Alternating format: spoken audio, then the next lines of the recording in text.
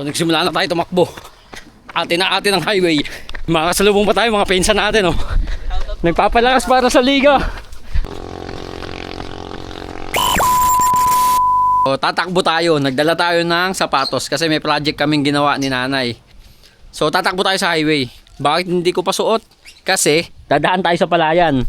Tignan natin kung gaano yung kaibahan ng pagtakbo sa syudad tsaka sa probinsya. Let's go, bakbakin na natin yung palayan.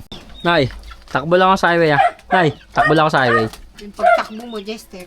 Lakad na tayo, guys. Malayo-layo yung highway, dadaan pa tayong palayan. Yan, dito yung labas namin. Yan. Doon natatakbuhan, maglalakad tayo. So ayun, oh, gusto pa sumama ng ating asong si Marshall. Ayan, yan yung sinasabi kong palayan.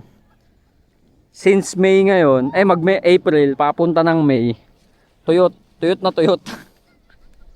Pero kapag bare months, yung palayan dito sobrang basa.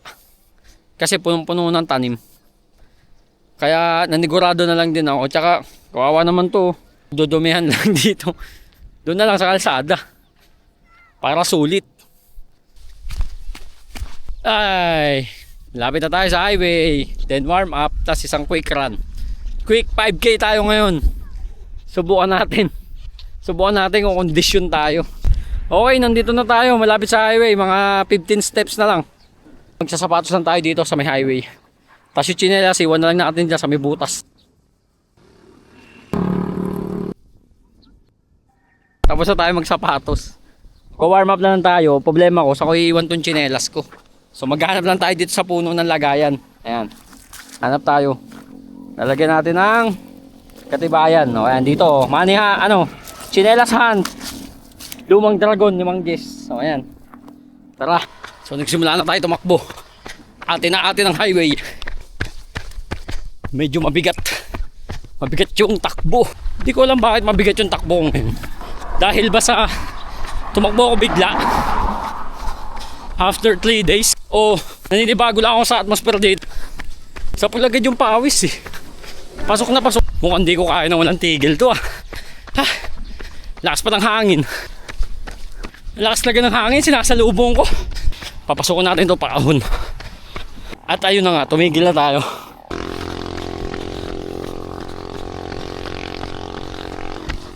Makasalubong pa tayo mga pinsan natin, oh. Nagpapalakas para sa liga. Mga pinsan natin yan. Shoutout sa inyo, Terence tsaka MJ. May mga active din pala tumatakbo dito. Kasing oras nila, tansya ko, mga alas 4 sila tumatakbo. Ayan, binati tayo ng mga tropa. Shoutout sa'yo, Gray. Sa'yo, parang Randy. Marami din bumabati sa atin, mga tropa. Bakbak sa ahon. Okay, last 500. Okay, 5K. Saka 5K na tayo. 5K done. Barangay Palay-Palay, Alaala, Rizal. Solid, puro paahon pagka isang way. Isa lang sa napansin ko dito sa probinsya, pag tumatakbo ka, akala mo mabagal ka. Kasi tignan mo naman yung kalsada. Ang layo ng tingin. So yung takbo mo, hindi mo ramdam kung mabilis o mabagal.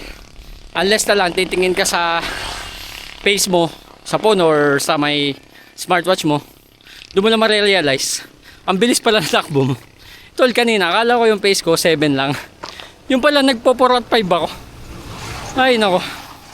So ibig sabihin may improvement tayo. Hindi man natin natakbo ng isang straight, pero yung speed natin nasa 5 tayo. Bago nga pala makalimutan, kukunin natin yung ating tsinelas na tinago. Okay, nandito yung tsinelas natin. Buo pa, walang kumuha. Dragon pa naman. Isa pa sa binabalak natin, sumali tayo sa mga fun run. Mga 5 to 10K run. Kasi kapag kasi marathon, sinasabi niya, ang haba pala nun, hindi ko kaya yun. Baka mahimatay tayo. Pero pagka nagbunga tong ating pagtakbo, gusto ko maranasan. Ano ba yung feeling ng pagtakbo?